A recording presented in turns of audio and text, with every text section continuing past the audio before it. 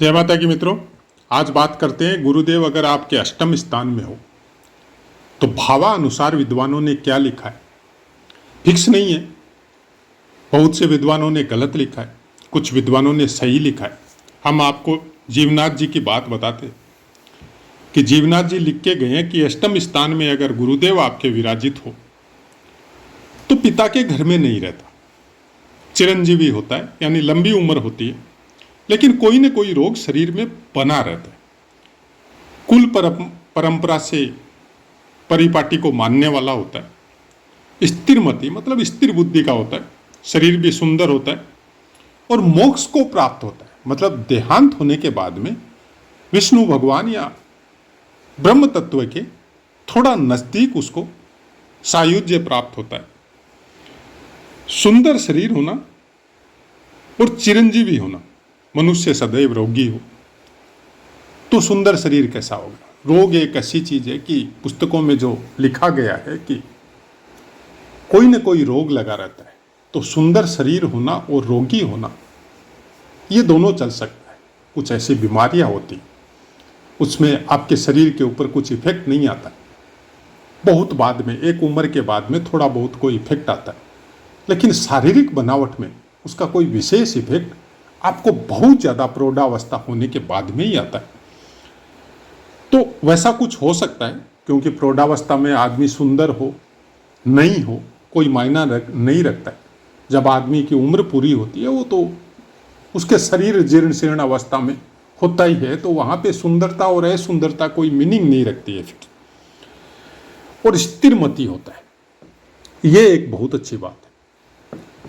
अब यहाँ पर हमने भावानुसार आपको बताया, लेकिन हम लोगों की चर्चा सिंह लगन की, और भावानुसार इसीलिए बताते, अलग अलग विद्वानों को कोट करके बताते कि आपके अंदर ये चीज फिक्स हो जाए कि अनेक विद्वान वर्तमान के जो हैं उसके पहले जिन्होंने पुस्तकों की रचना की, जिनके पास उस समय सोशल मीडिया वगैरह नहीं था, और उन लोगों का पूरा जीवन, यह जीवन का बहुत ज़्यादा उनका कीमती और मूल्यवान समय इसी में रिसर्च करते हुए बीता है। इसलिए उनके मतों को जानना हम लोगों की इस ज्योतिष यात्रा में बहुत जरूरी होता है। सबसे ज़्यादा पुस्तकें मंत्रेश्वर महाराज की लिखी हुई, लेकिन वैद्यनाथ जी हो, जीवनाथ जी हो या फिर मानसागर हो, इन सब से भी बहुत हेल्प होती है ज्योतिष सीखने के लिए। इसलिए किसी एक विद्वान के द्वारा लिखी हुई कोई बात को मंत्रेश्वर महाराज की पुस्तक पढ़नी बहुत जरूरी है, लेकिन बाकी विद्वानों की भी समय अनुसार हम लोगों को उस पुस्तक को पढ़ना बहुत जरूरी है। हो सकता है मंत्रेश्वर महाराज के जस्ट अपोजिट लिखा हो, उसके भी बहुत से कारण हैं, क्योंकि हर ज्योतिषी की परिस्थिति अलग थी।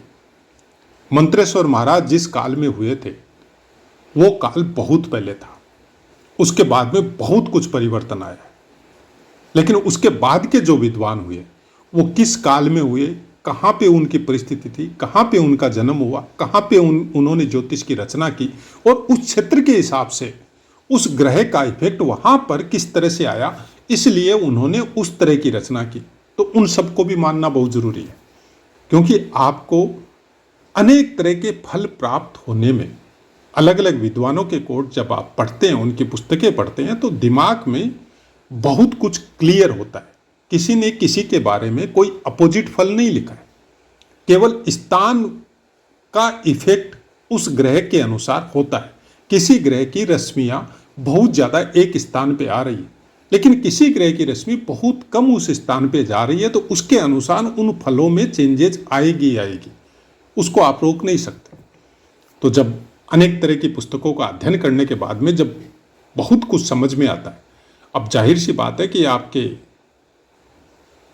पठन पाठन में रुचि कैसी है, अब ज्योतिष के अंदर कितनी प्रगाढ़ श्रद्धा आपके अंदर है, उसके अनुसार ही आपको समझ में आएगा।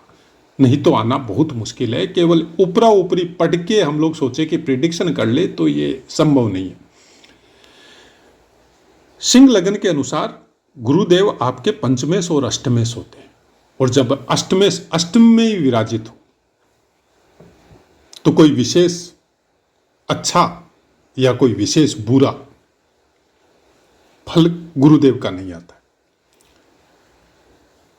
दीर्घायु होता है इंसान जब अष्टम स्थान में अष्टमे से विराजित हो तो दीर्घायु होता है, लेकिन धर्म के बारे में कोई विशेष रुचि नहीं रखने वाला, हर समय कोई न कोई रहस्य को खोजने वाला, पुरातत्व से संबंधित कुछ रहस्यों को जानने वाला या खोजने में प्रवृत्त होने वाला, अचानक से जीवन में धन संपदा के बारे में या कुछ चीजों के बारे में अचानक से परिवर्तन होना,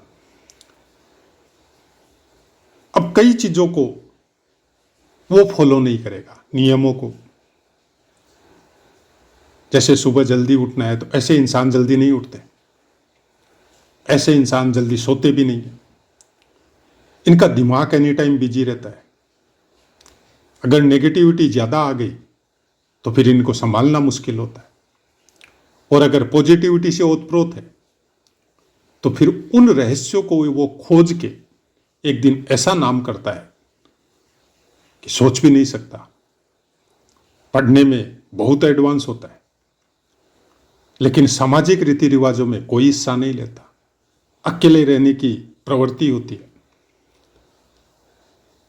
कोई विशेष महत्व है वो वाद विवाद में या प्रवृत्ति में या किसी के साथ बोलचाल में या कोई रिश्तों को निभाने में कोई विशेष रुचि इनके अंदर नहीं होती।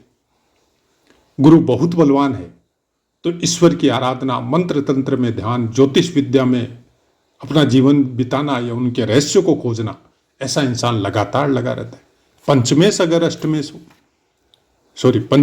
अष्टम स्थान में हो तो पुत्र सुख में थोड़ी कमी आती है। कुछ क्रोधी भी हो सकता है, लेकिन वेद या डॉक्टर भी हो सकता है। ये सब बातें अभी तक आपको जितनी भी हमने बताई है वो पूरी तरह पुस्तकों के ऊपर लिखी हुई, जब आप रहतहोरा पाराशर शास्त्र पढ़ते हैं और बाकी जब पुस्तकों का अध्ययन करते हैं तो उनमें लिखी हुई बातें आपको बताई गई है, और आगे भी जो चर्चा है वो लिखी हुई है। लेकिन उसके लिए हम ये नहीं बता सकते कि कौन सी पुस्तक में कितना नंबर पेज पे है। अभी जो बताई उनके बारे में बता सकते, क्योंकि जब आप उस सीमा तक अध्ययन कर लेते हैं और फिर अपने दिमाग में उनको जब मिक्सिंग करके कोई चीज निकालते हैं तो फिर वो रटत विद्या वाली कहानी शुरू नहीं होती। फिर उसको समझाना या उस पुस्तक को कोट करना या उसका पेज नंबर बताना, उस श्लोक को बताना, ये थोड़ा संभव नहीं होता। यहां पर गुरु आपके मोक्ष त्रिकोण में विराजित होते हैं और बाकी मोक्ष त्रिकोण के दोनों स्थानों पे पूर्ण दृष्टि होते हैं। गुरुदेव जिस भी त्रिकोण में रहेंगे तो त्रिकोण का मतलब है 3 स्थान। किसी भी त्रिकोण में धर्म, अर्थ, काम, मोक्ष, किसी भी त्रिकोण में हो गुरुदेव, उस त्रिकोण के बाकी 2 स्थानों पे भी उनकी पूर्ण दृष्टि होती। अब यहां पे अष्टम में है तो आपके चतुर्थ स्थान पे भी नवम दृष्टि रहेगी, द्वादश स्थान पे भी इनकी पंचम दृष्टि रहेगी। तो ऐसा इंसान कुछ खोजता है जीवन में, कुछ अलग चीजें खोजता है। आपने देखा होगा कि कुछ बच्चे या कुछ इंसान जब स्कूल कॉलेज में भी पढ़ते हैं तो अलग रहते हैं, उनकी हंसी उड़ाई जाती, उनको क्या क्या उपनाम दे दिया जाता है। फिर घर परिवार में भी उनको कोई अहमियत नहीं दी जाती, चुप रहते हैं, अपने अंदर झांकते रहते हैं, कभी पूजा पाठ में तल्लीन हो जाते, कभी कोई मंत्र जाप में लग जाते। अब अगर घर परिवार या समाज का, फ्रेंड सर्कल का, अपने अगल बगल का माहौल ठीक नहीं है तो गलत रास्ते में भी चले जाते हैं, क्योंकि ये जीवन में कुछ खोजते हैं, कुछ चाहिए इनको, कुछ चीजों के आंसर चाहिए इनको जो इनकी आत्मा को उसके साथ कनेक्ट कर दे। अब उस चीज को खोजते खोजते अगर वो नशे पते की लाइन में चले गए तो जिंदगी बर्बाद। क्योंकि एक बार अगर नशे की लाइन में गए तो वो इनको थोड़ा आनंदित करता है, थोड़ा अंदर में झांकने की प्रवृत्ति को वो बढ़ा देता है, क्योंकि नशा आपके ऑर्गन को जरूरत से ज्यादा एक्टिव करता है, तो फिर गड़बड़ है। ऐसे इंसानों को अगर अच्छा संस्कार मिले, अच्छा धार्मिक परिवार मिले, साधु संतों का, अच्छे भागवतिक संतों का सानिध्य मिले, ऐसे आश्रमों में इनकी यात्रा को अगर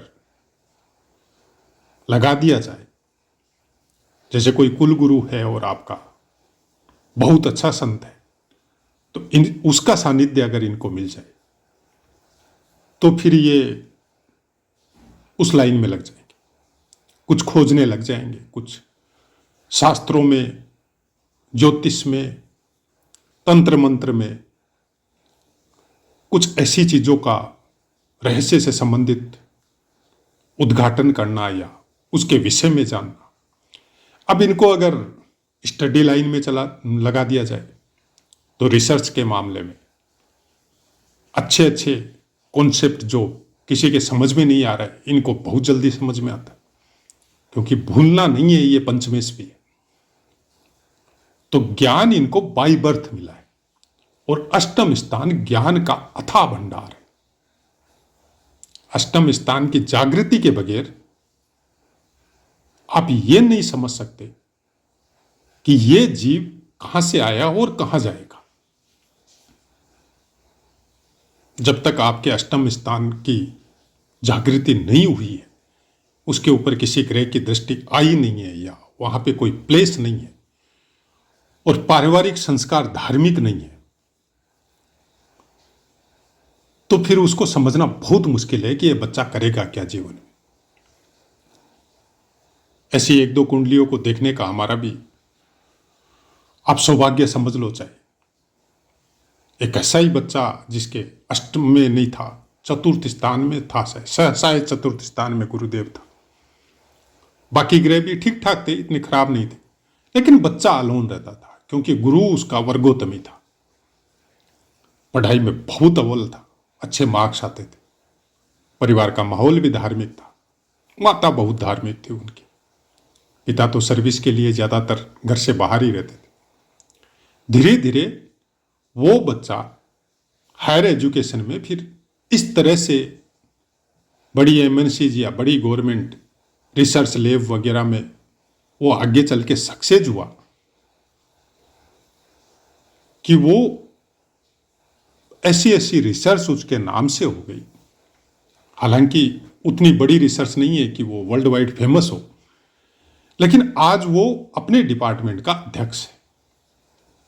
दवाइयों के विषय में कुछ ऐसी रिसर्च उसने कर दी रासायनिक क्रिया में कि उसका नाम है उस जगह में, मतलब जो मेन आदमी है उससे जस्ट सेकंड वाली पोस्ट उनकी है, विदेश में रहता है। तो अष्टमेश गुरुदेव बहुत अच्छी अवस्था में अगर आपका विराजित है तो आपके अंदर ज्ञान की कोई कमी नहीं है। ज्ञान के मामले में कोई आपको हरा नहीं सकता, लेकिन अब उसको बोल के बताने का काम वो बुद्ध का है। हाँ, आप लिख के धीरे धीरे बोल के अपने शब्दों के द्वारा आप समझा सकते हैं, लेकिन वही आदमी समझेगा। आपके पास शब्दों का हेरफेर नहीं है, बोलने की कला नहीं है, आप फैक्ट बता सकते हैं और जो जानता है वो समझ जाएगा, जो नहीं जानता है उसको समझाना, संतुष्ट करना, ये बुद्ध का काम है। वाणी का प्रभुत्व है बुद्ध के पास है। तो बहुत बार ऐसा देखा जाता है कि जिनका गुरु बहुत अच्छा है, अथाह भंडार है ज्ञान का, लेकिन जब वो बोलते हैं तो उसका वाणी का इफेक्ट नहीं होता है, लेकिन बताते बहुत अच्छा है। अगर कोई समझदार है, आपने बहुत तरह की कुंडली, आपने सोशल मीडिया देखी होगी, कुछ आदमी को कुछ भी ज्ञान नहीं है, केवल सतही ज्ञान है, लेकिन उसकी बोलने की कला इतनी ज्यादा अच्छी है कि वो जिस सेक्टर में जाता है वहां फेमस हो जाता है। ये बुद्ध का काम है। लेकिन कुछ ऐसे इंसान भी हैं जिनकी बोलने की कला अच्छी नहीं है, ज्योतिष के भी चैनल है कुछ ऐसे, लेकिन वो बताते बहुत अच्छा है। मतलब इतना ज्ञान उन्होंने प्राप्त किया है अपनी उम्र में वो बहुत अच्छी तरह से समझाते हैं, लेकिन क्योंकि बोलने की कला में माहिर नहीं है, इसलिए वो सक्सेस नहीं है। अब ऐसा ही कुछ गुरुदेव यहां पे आपको विराजित होके करवाते।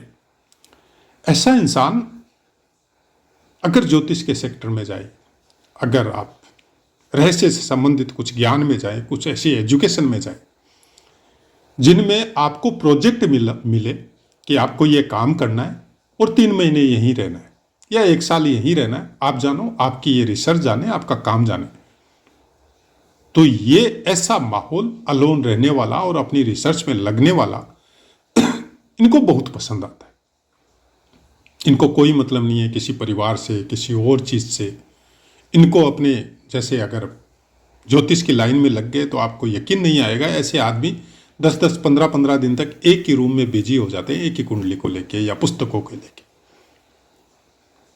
वो बाहर के वातावरण से कुछ इफेक्ट नहीं होता है इनके ऊपर। कोई रिसर्च में कोई ऐसी वैज्ञानिक या ऐसी कोई रिसर्च लैब के साथ संलग्न हो जाए, ऐसा कोई डिप्लोमा इनको प्राप्त हो जाए, तो फिर उसमें ही लगे रहते हैं, किसी से कोई मतलब नहीं है। वो जब प्रोजेक्ट कंप्लीट होगा तभी बाहर निकलेंगे।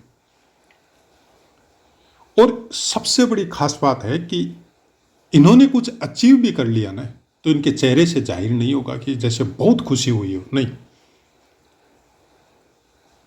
उसके आगे की यात्रा के विषय में ये पहले से ही प्री मेच्योर है कि यहां तक हमने कर लिया, इस चीज को हमने प्राप्त कर लिया, अब इसी चीज में आगे वाले स्टेज में जाएंगे। जो इनके बॉस को पता नहीं है, वो बॉस को खुद जाके बताएंगे कि सर ये काम हो गया आपका, अब इसी चीज में हम आगे बढ़ते हैं, हम इस विषय में रिसर्च करेंगे।